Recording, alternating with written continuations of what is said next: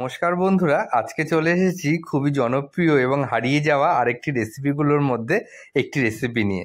ইতিমধ্যে অলরেডি দেখে আপনারা বুঝতেই পেরে গেছেন আজকে আমরা রান্না করতে চলেছি চিচিঙ্গার একটা রেসিপি।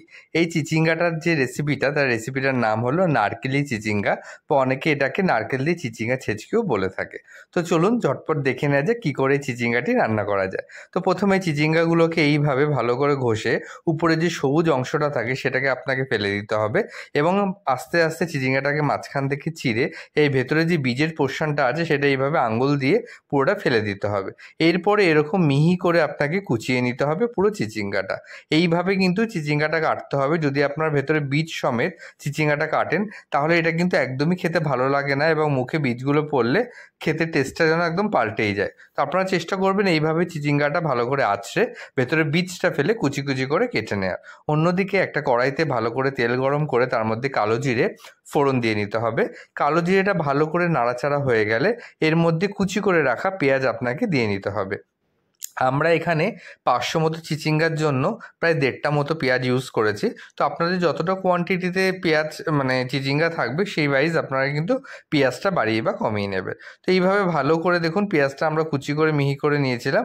তো এরপরে আমরা সেই কালো জিরে ফোড়নের মধ্যে এই পেঁয়াজটা দিয়ে ভালো করে আমরা এটাকে লাল লাল করে ভেজে নেব। পেঁয়াজটা কিন্তু একটু বেশ এরকম বাদামি বাদামি লাল রঙের ভাজতে হবে। যেই পেঁয়াজটা বেশ ভালো রকম ভাজা হয়ে যাবে ঠিক এরকম অবস্থায় আপনাকে বেশ কিছু পরিমাণে নারকেল কুড়িয়ে তার মধ্যে অ্যাড করে দিতে হবে। আগেই যেহেতু নামে আপনারা বুঝতে পেরেছেন যে নারকেলি চিচিঙ্গা বা চিচিঙ্গা ছেচকি নারকেল দিয়ে, তো এখানে মেন উপকরণ কিন্তু নারকেলই ইউজ হবে।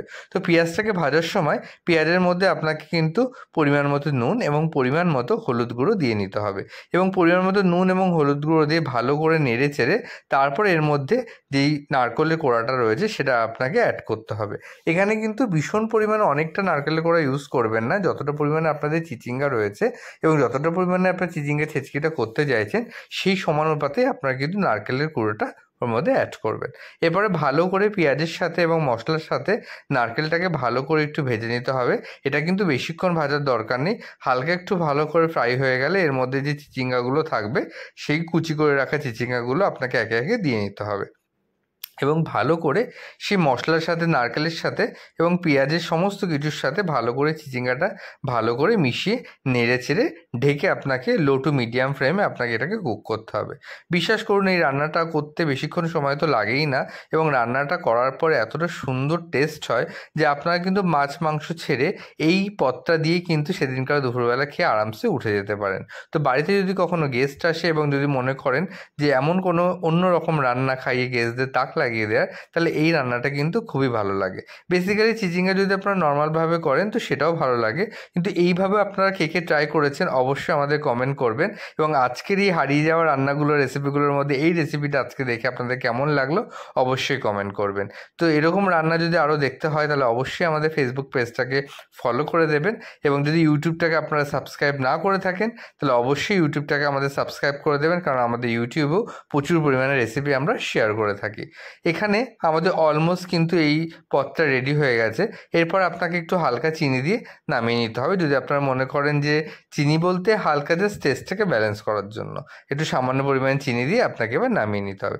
দেখুন কত সুন্দর টেক্সচার এবং কালার এসছে, এবং এই দিনকার আমাদের প্রায় এই পদটা দিয়ে ম্যাক্সিমাম কিন্তু ভাত খাওয়া হয়ে গেছিলো। তো আপনাদের কেমন লাগলো এই রেসিপিটা অবশ্যই জানাবেন, এবং এই রেসিপিটা কিন্তু হাইলি রেকমেন্ডেড বাড়িতে ট্রাই করার জন্য।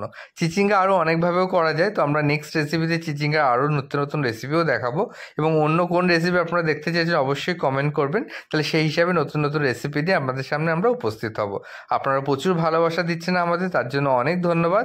আমরা অনেক উৎসাহ পাচ্ছি, এইভাবে ভালোবাসা দিয়ে যাবেন। অনেক সুস্থ থাকবেন, ভালো থাকবেন। দেখা হবে পরবর্তী অন্য রেসিপিতে।